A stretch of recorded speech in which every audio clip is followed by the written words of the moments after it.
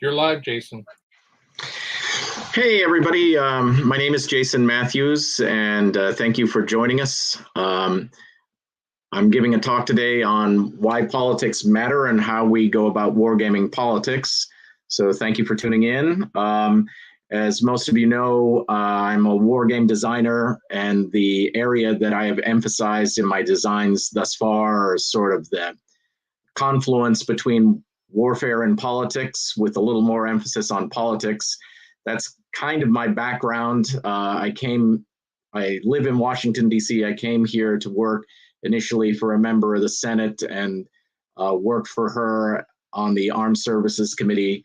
So I've always been engaged in this intersection. And I think that is why I can't resist emphasizing it with what I'm working on. So the discussion is kind of broken into three sections, and you should feel free to ask questions throughout, and I'll try and get to them as we go along. And then, of course, at the end, feel free to ask anything you like, including on the presentation or any of the games you might be interested in. We're going to start off by talking a bit about the origins of the political-military divide in terms of thinking and wargaming. Then we'll talk a little bit more about how politics has been made a bit more approachable in Paul Mill hobbyist simulations and what the wargaming hobby has been doing more recently.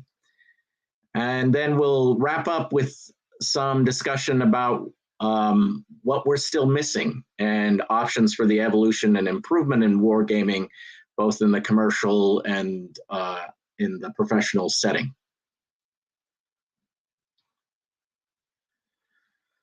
So the origins of the chasm, why in commercial war games politics and firepower haven't really mixed. As most of you know, war and wargaming kind of developed as we currently understand it in the McNamara era of politics. And this is one of his amusing little quotes. As you can appreciate, Robert McNamara was a CEO from the Ford Motor Company, and he was President Kennedy's Secretary of Defense, also for Lyndon Johnson. And the general thrust of where he was trying to take the DoD was that he wanted war and the Pentagon to work much more like a business. And by that, he meant he wanted metrics, and he wanted the application of systems analysis. In short, you might say he wanted politics out of the element of warfare and numbers in. And as a result of that approach to warfare and political decision-making, some would say he led the United States into the worst political decision of the Cold War era.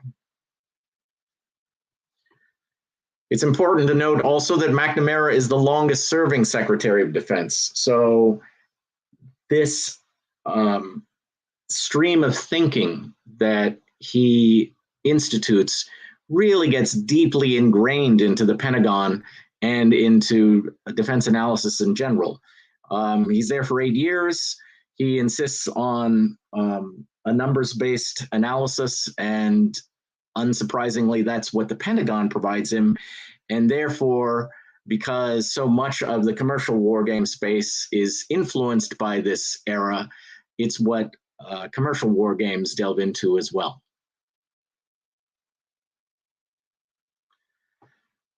As all war games fans will know, Charles S. Roberts is the inventor of the modern commercial war game.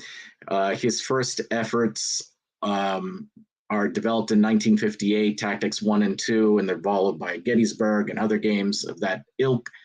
They have CRTs, zones of control, and these become very important war game conventions that are followed almost universally at the origins of the hobby.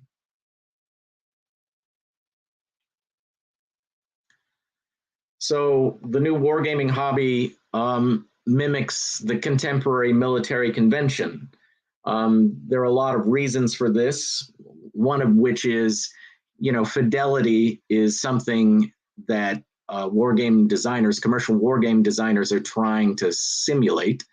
And so we want our war games to seem like something that someone at the Pentagon would play. And we kind of inappropriately or ahistorically start applying the lessons learned from what the Pentagon is up to and applying them to commercial war games. So, NATO symbology is used for Roman legions, and all of our rule books look like military manuals. And in short, warfare in the commercial wargaming space becomes a question of numbers. Where can I find that much vaunted 3-to-1 on the CRT?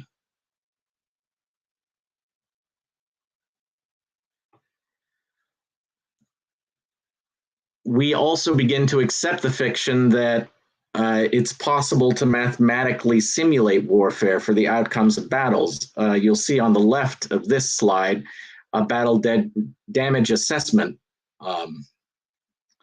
form, and on the right, a combat results table. And if you look over them closely, you'll see how they're both sort of mathematically oriented, and this is how we're going to figure out casualties, and this is how we will know if we're winning the war or not.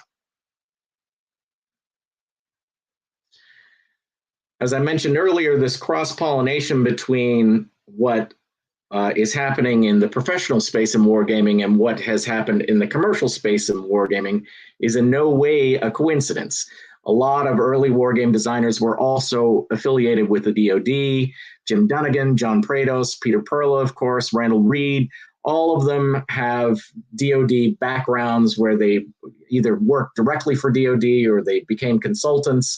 And so this kind of feedback loop was created where the wargaming hobby is simulating what the Pentagon is interested in.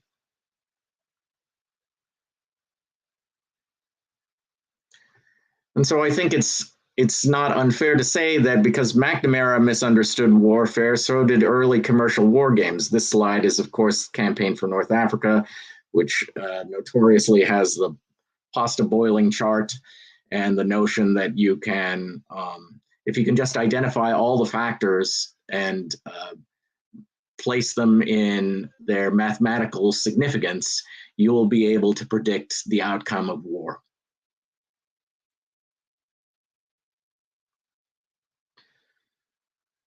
So let's talk slightly then about how we got out of this loop.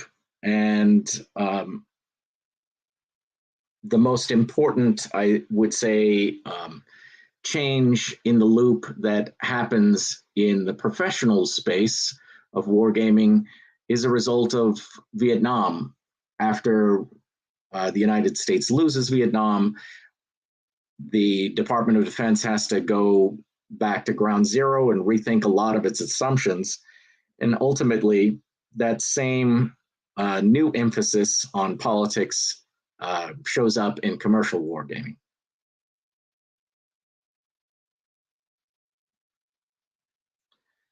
It takes most of the 1980s for the US to absorb the lessons of Vietnam. That's not surprising.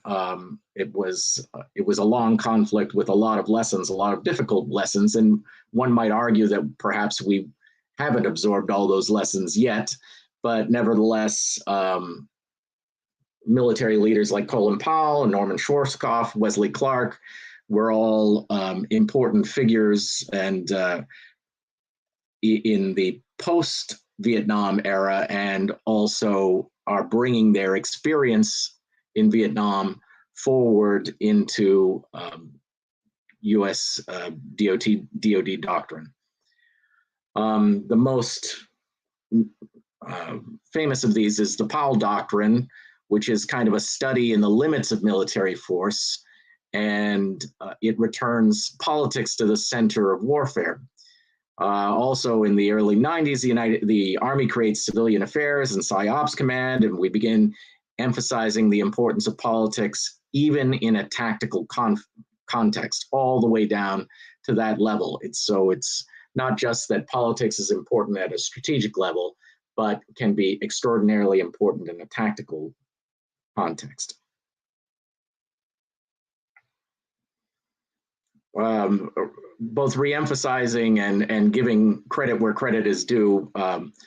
Mark Herman, who used to be a senior partner at Booz Allen, which is a major defense contractor, reintroduced the idea of politics to commercial wargaming in a new, innovative way. Published in 1993,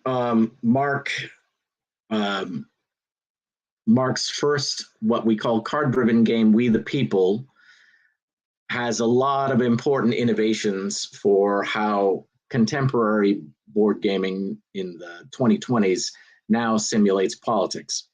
The first is that he put politics on cards, and each card is like a small short rule with an effect that can be contextualized both by the board situation and the stage of the game, which is to say, this effect may only happen on turns A, B, and C. This effect may only happen if a player controls X, Y, and Z. And that capacity to contextualize a political event is a very important innovation, because prior to this, while you could integrate politics into war games, for the most part, it was integrated either by a chart, again, with the sort of CRT model, or it was kind of a random event, as if politics was a bolt from God and could not possibly be understood in any other way. So, Jason? Yes, sir. This is Merle. I'm sorry to interrupt. We have the solution for the slides that are acting up, and okay. We're now hidden because I've got an overlay up, so you and I can fix your problem. Okay. If you look at chat, the instructions on what needs to be done for your slide deck to advance properly, because it's tricky. It's the joy that is Office 365. So you see what the choice is. I don't. Okay, if you look in the private chat. Okay, hold on one second. And we apologize to the folks, the joy of running a shoestring convention. So you go to your slide deck and go to the top where it has slide, and it says select slideshow, setup slideshow. Then when you open that up, you want the second choice, browsed by an individual window.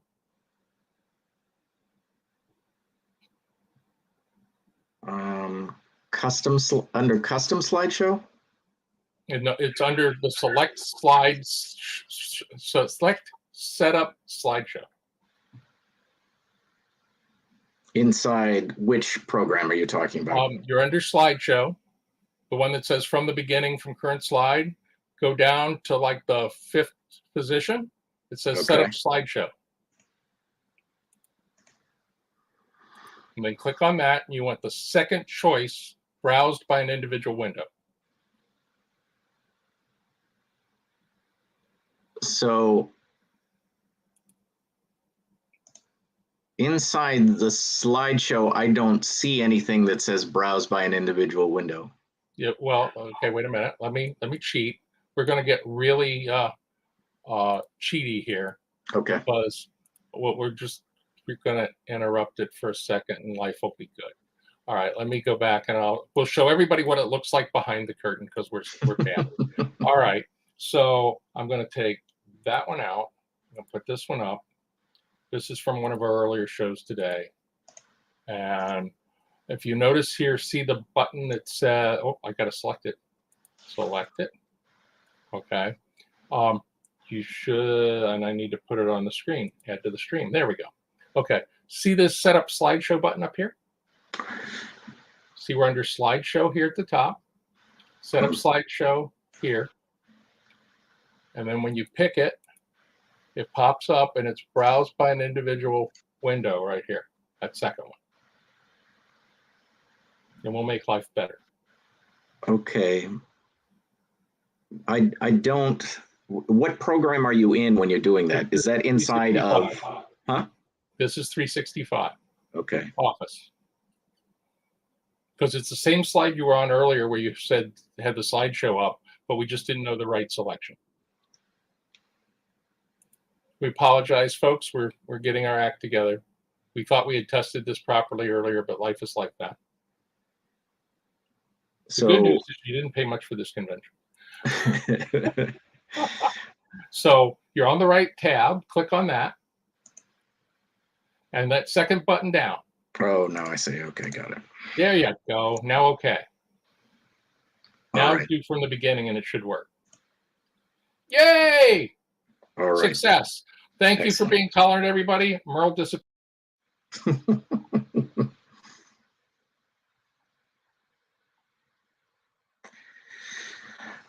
Okay, so Mark Herman. As I mentioned, Mark's We the People has a number of innovations, the first of which is that he puts politics on cards.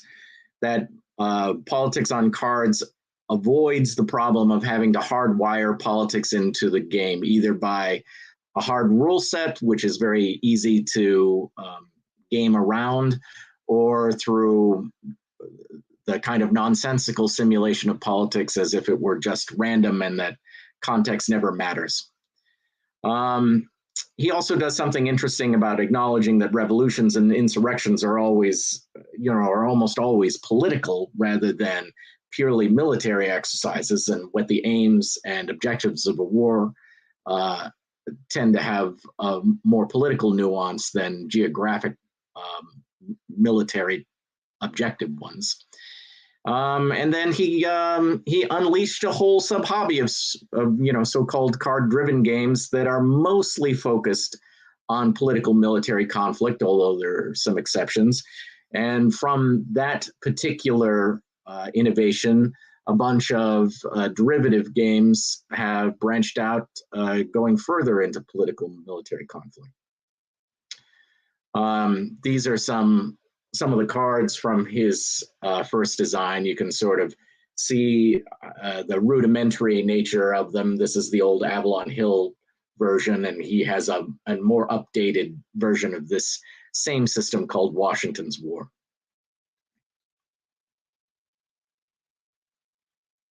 But in addition to the use of cards, something else that Mark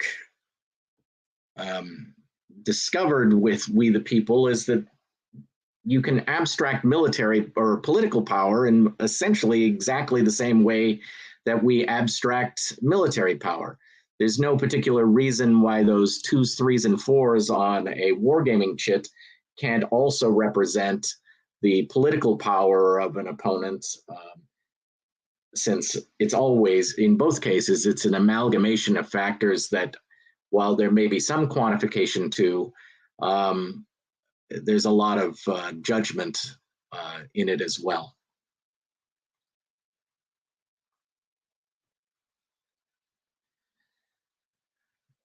So now the question is not only how do war games incorporate politics, but also how do political games start incorporating warfare. In my own games, I've abstracted it highly, but both this and Imperial Struggle, but it allows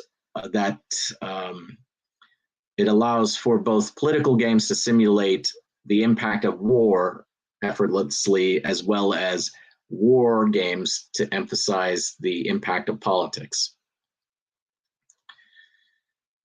More recently, we've had a lot of these games evolve beyond just the use of cards. As I mentioned, Volko Runke, who most of you will know had worked before with the Central Intelligence Agency, developed the COIN counterinsurgency series, which emphasizes asymmetry and capabilities to simulate war, mostly, obviously, counterinsurgency and revolutions, although that is a series that now I think has something in the neighborhood of 22 games, and with varying themes and whatnot, including Root, which is kind of a game about the insurgency between cats and birds and other woodland creatures.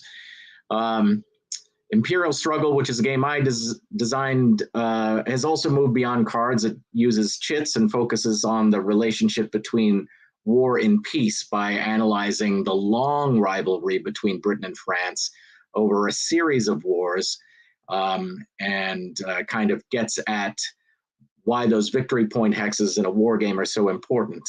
In Imperial Struggle, you don't have to explain why they're so important because they keep having an impact on the outcome of the game. So the next area I wanted to dive into a bit is the frontier of politics and wargaming, and where can we possibly go from where we are right now. I've put up here on the illustration a number of very innovative war games that are already in publication or about to be in publication. Gandhi, which is a coin game on the struggle for Indian independence from Britain. No Motherland Without, which is a game about the development of North Korea versus the West. And Votes for Women, which is about the struggle for the right to vote for women in the United States.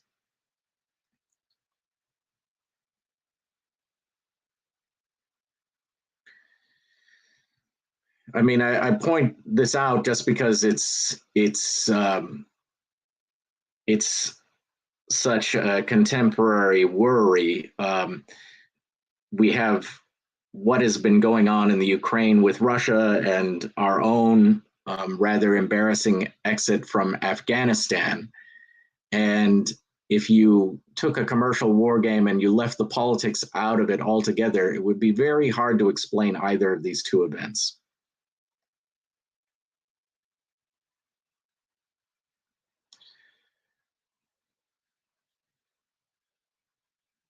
To that point, it's impossible to explain recent military events without politics, but it's hard to identify a model in commercial war games that would have predicted these outcomes either. So there's a lot more thinking, I think, that needs to be done about how these conflicts work and how we incorporate the politics better.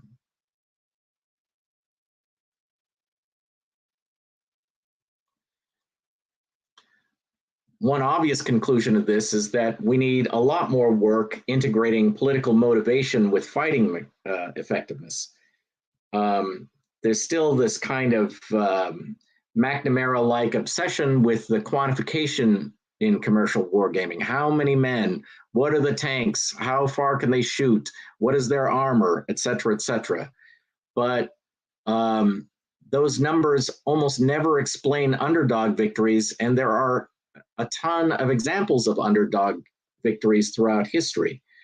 It's odd that we as Americans don't focus more on this, because our American Revolution is an underdog victory, and yet we seem to really struggle with the application of politics to insurgencies.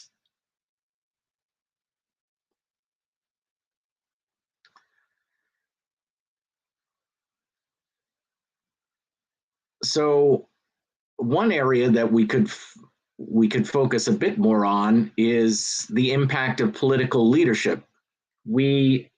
Some of the card-driven games have card effects, political effects, that simulate sort of political tics or obsessions of different historical political leaders. Hitler may command you to go forward with this, or Stalin will have you defend to the last man, that sort of thing. But we almost never simulate the role or model the role that a government has with its people. Like what war game could, at this stage, tell you why the Ukraine is motivating its people to defend itself, and Russian units are defecting in droves or refusing to fight in droves?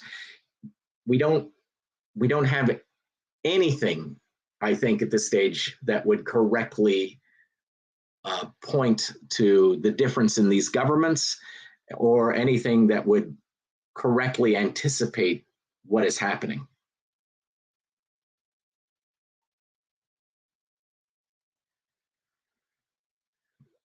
You know, after the Vietnam War, one would have thought that we would get further into this question of psyops and try and understand better the psychology behind a population's willingness to fight. And it's clear that the professional military knows how very important this can be. And we've kind of dedicated national resources to PSYOP for a long time. But how effective are we at modeling it? And how could it better be contextualized? Morale can be high. You know, German morale in World War II is high at one stage and lower at another. How do we capture that in a meaningful way? And is it just a question of resources?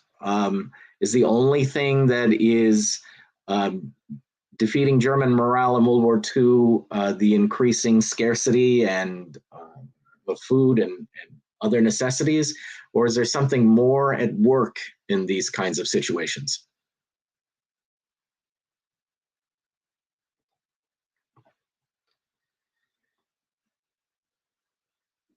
The other thing I think that the Ukraine raises in stark contrast is, do democracies matter? Do democracies defend their country in a different or better way? Or do you have to have a level of operative democracy for that to work?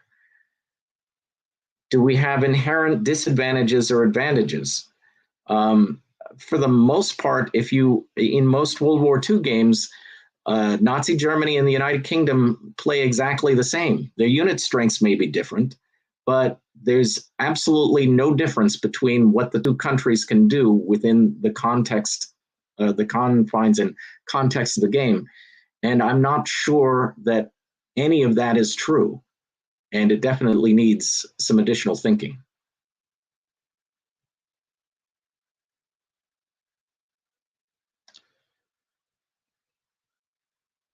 This is just an interesting quote from Garfield about what's really the beginning and end of the war.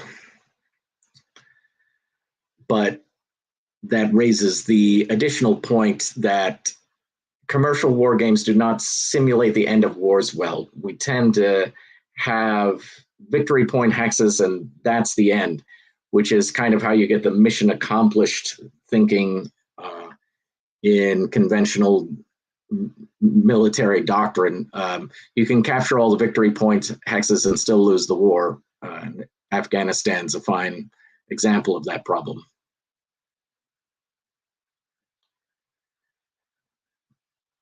We frequently don't simulate the start of wars at all. There are exceptions to this. Some of the large-scale strategic level war games on World War II in particular will have kind of a pre-war element of it. But I think that's an important component for how a war starts that needs to be thought through better by commercial war game design. It's the important question is not necessarily the battle when all the units have been mobilized, but how did we get there?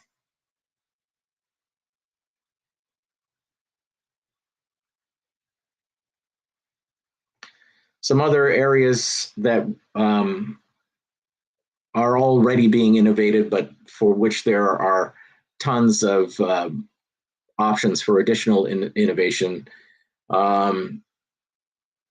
We are beginning to cover an amazing diversity of topics with wargaming, and that is super exciting.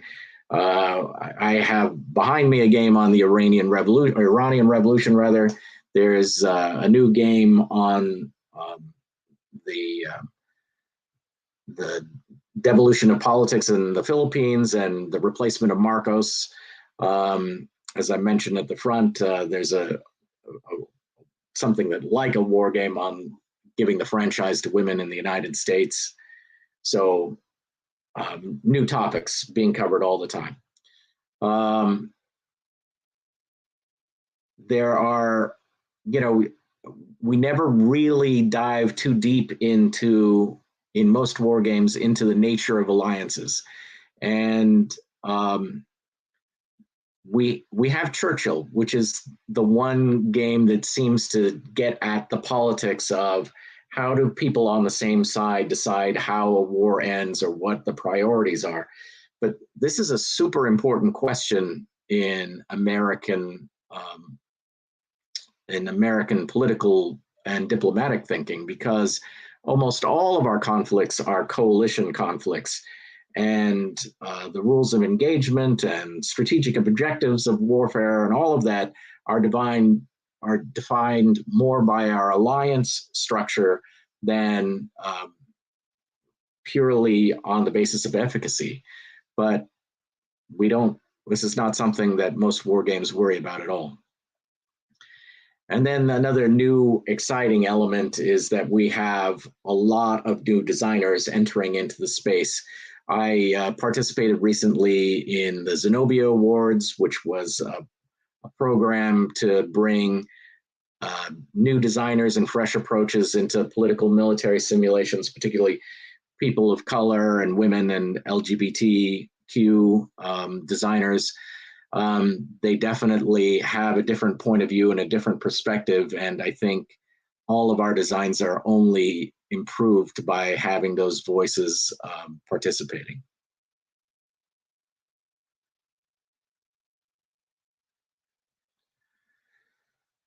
We also have an expanded universe of where we're seeing new consims come from. Of course, the United States and UK and France have traditionally been the source of most commercial war games, but now we're seeing an incredible variety of war games coming from all across the globe. Mexico has increased consim production quite a bit lately, mostly focused on Mexican history, which is interesting because it had not been particularly well covered before by the United States. The same is true of Brazil and Chile. There are new conflict simulations coming from Nigeria.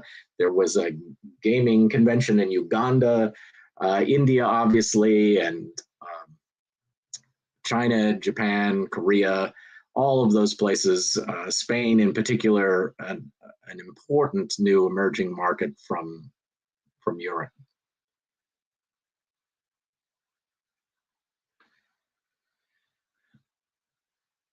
As most of you know, in the context of professional wargaming, there's a lot of use of role-playing for national decision-making space kinds of games. And we're beginning to see, in the context of gaming more generally, the creation of this sort of hybrid of role-playing and board gaming.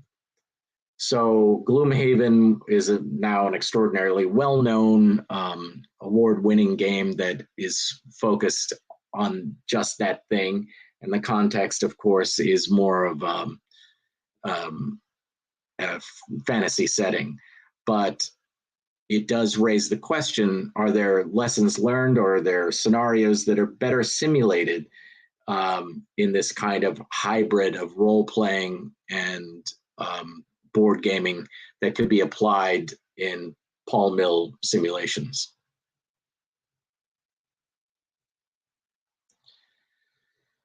Legacy games.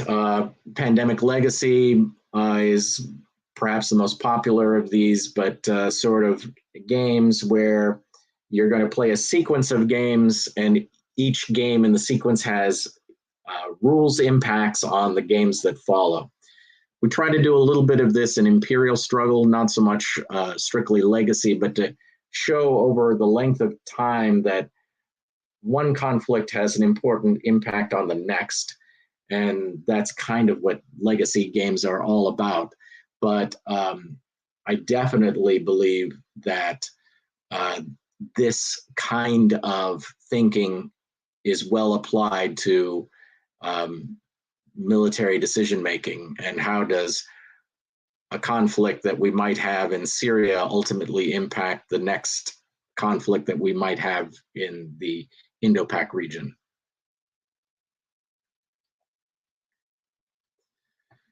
Cooperative games. Obviously, these have become an important element of the board gaming hobby overall, but they have a great application, I think, for political military simulations.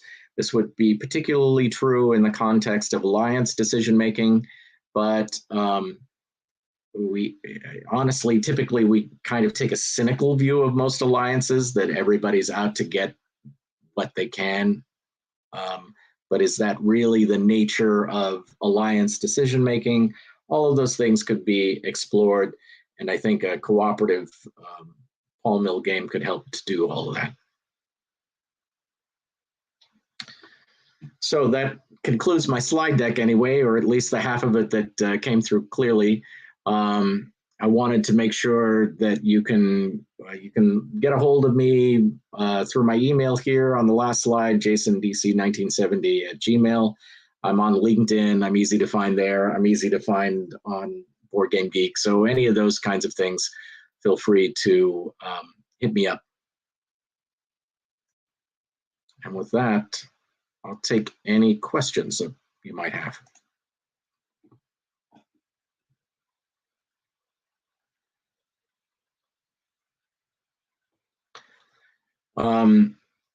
So at Dragoon Command, or from Ed, has anyone implemented a 2-level game theory in games as means of simulating the political process and the start and end of wars? I would love to see a game of that nature. I have not seen one at all, and it admittedly is going to require kind of a smart guy to get at this, and I'm not sure I'm it, but that's such an interesting problem to get at, and definitely deserves some attention.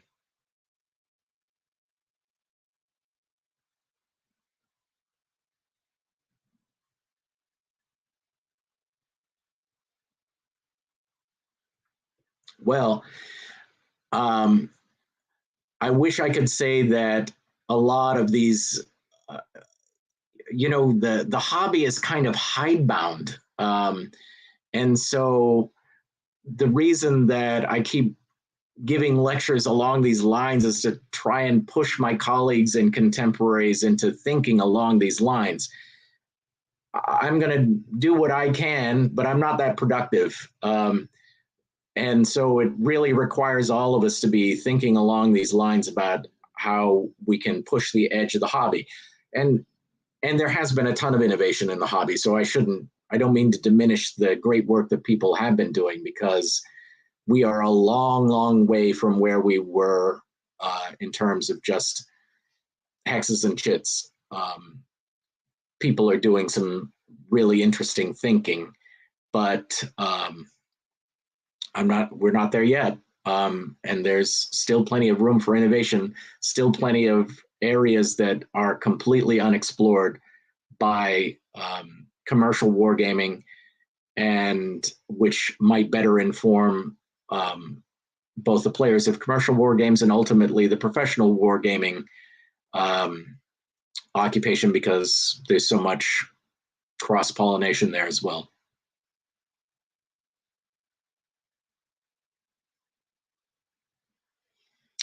That is a really good question, Jeff, because unfortunately, in a different conversation that I had, I spent a lot of time complaining about how wargaming is kind of and military thinking in general is mostly the purview of people with kind of engineering backgrounds. and they tend to hate politics because they live in a world of right answers, and politics never has any right answers. Unfortunately, that approach, that approach is how you get Vietnam. So we have to make sure that people understand that you ignore politics at your peril, and every time this country has entered into a war thinking that you can kinetically solve a political problem, we end up wrong. Now, I just happen to think, I was born thinking politics was interesting, but I do think the decision-making space of politics is as rigorous and engaging and dangerous as anything that can be offered to you just by zones of control in a CRT.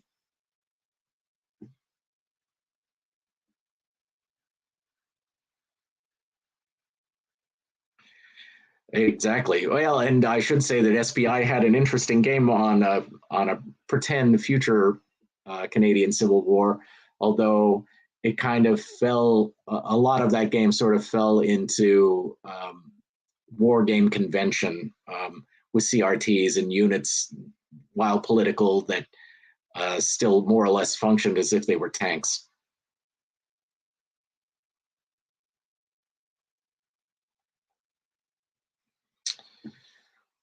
I think the part that I'm most interested in, and this comes because of the American experience, is how do political imperatives drive military strategy? And in a weird way, that is a problem that's unique to the American experience. You know, you didn't have to explain to Napoleon that war and politics were the same thing. That was a unified decision-making circle. He was politics, he was the leader of their military. And for most of human history, that's closer to the reality than what we have here in the United States, where we've been so focused on separating military and political power, in part because of the lessons of the classics, where we're so, when our founding fathers were looking at the lessons of early democracies, one of the obvious ones is that military power is very dangerous to democracy. And so we spent a lot of time focused on trying to make those two things distinct, even though in most governments, they're not so distinct.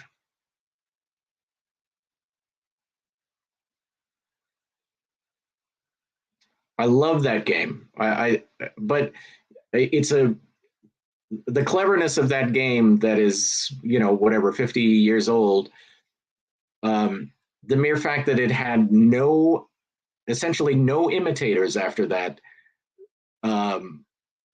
tells you a lot about how hidebound the hobby can be, and how a lot of interesting innovations that were toyed with at SPI and Avalon Hill and some of the smaller publishers, they end up getting left on the cutting room floor. They get used once in one kind of cool and interesting game, and then we never see them again. There was no additional Republic of Rome, right? It's a singular expression of politics and gaming, even though that model makes perfect sense in a lot of other contexts as well.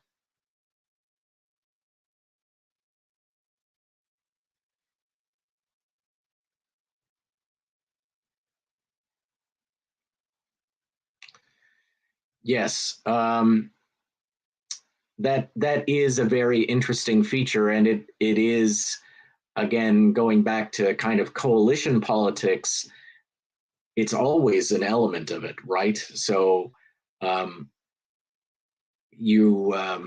very few of those kinds of limited wars are going to start with the entire order of battle of the participants.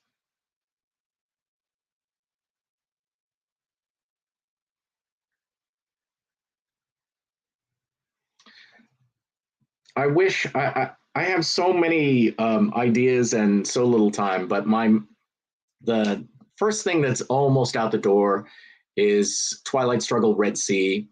And I think my job in that game is completely done. There's some rules, rulebook layout that's still ongoing, but that should be going to the printer in a couple of weeks. And the object of that game was twofold. First, when I designed Twilight Struggle, I always knew that I had left out the Horn of Africa, which was a conflict that happened when I was very conscious because it's towards the ends of the Cold War. And I'd meant to fix it with a card. And that exercise just got out of control, and I designed a small game instead. And what's good about that, I think, is that I took the opportunity to do something else that I'd wanted to do, which is to create a shorter, more accessible Twilight Struggle experience, and also create something that helps you teach the game to somebody who might be interested but finds the 2.5 hour experience a little daunting. So I think people will be super impressed by how we've gone so far to help make this a teaching tool. It also includes a solo bot. It's a part of GMT's lunchtime series game, and it really will be playable in a lunchtime period of time. You can finish the whole thing in 45 minutes without any sweat. So it's a really, I think people will appreciate it and see that they got a lot of value added out of their box. I have been working for some time now on a offbeat topic, which is a game about Aaron Burr's trial for treason. I encountered a game a while ago called Treason, the Trial of Louis Riel, and that's about an incident in Canada. And it's a fantastic game. I admire it greatly. Unfortunately, because of the differences between the Canadian legal system and the American legal system, I couldn't just port it over, but it did sort of motivate my design, which is to try and take a card-driven system into the courtroom, and in this case, to cover one of the most interesting things that has ever happened in this country, which is that we had a vice president who actively considered slicing off the southern part of the United States and creating his own empire. And that it is he's tried by John Marshall, who's the Chief Justice of the Supreme Court, but the trial actually is just a federal district court trial because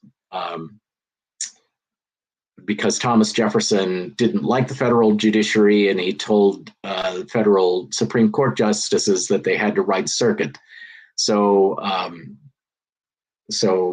this super important case, is actually decided at the district court level by the Chief Justice, the most famous and perhaps most important Chief Justice in U.S. history. And it has all to do with the nature of executive privilege and all of these other questions that are still very pertinent today. And the case is cited routinely in kind of national security cases.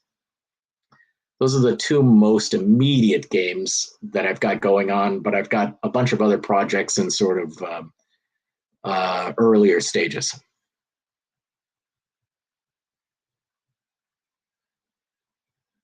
What is the best mesh between politics and war game? What is the best game that has ever done that?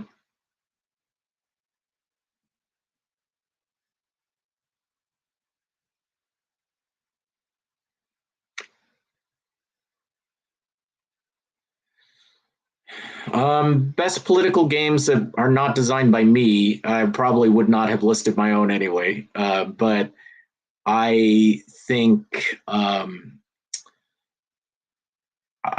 Republic of Rome is a superb game. It's a little fiddly for conventional tastes, modern tastes, a little long possibly for modern tastes, but there's a lot of great things in that box.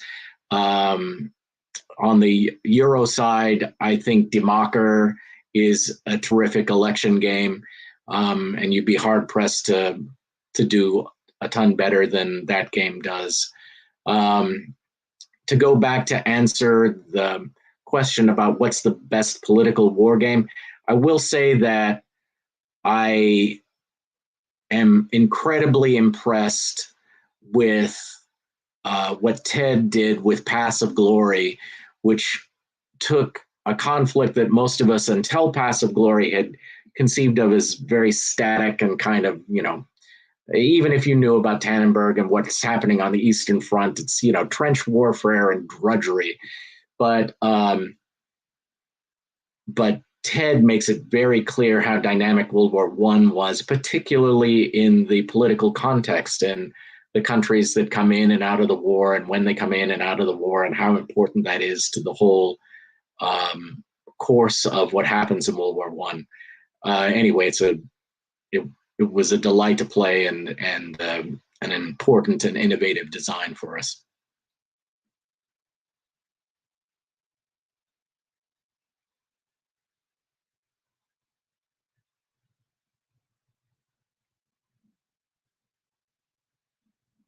Well, thank you guys for tuning in. I appreciate it. I am intrigued by this floating head effect, like the Mighty Oz against my Twilight Struggle map, which I hope to use in some other context. But thank you guys for the great questions, and feel free to hit me up with anything else that might pop into mind.